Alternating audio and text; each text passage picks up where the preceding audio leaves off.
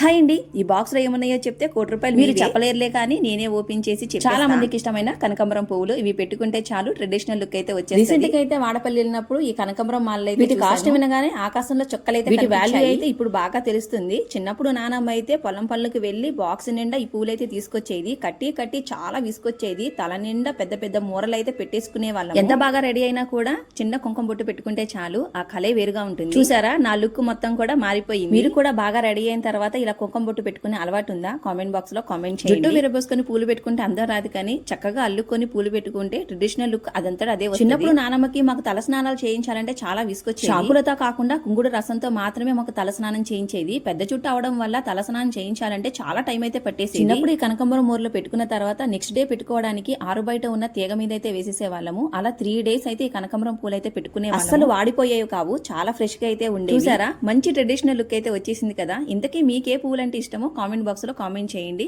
అలాగే నా వీడియోకి అయితే లైక్ చేసి సబ్స్క్రైబ్ చేసుకోండి. ఉంటాను మరి, బాయ్ బాయ్.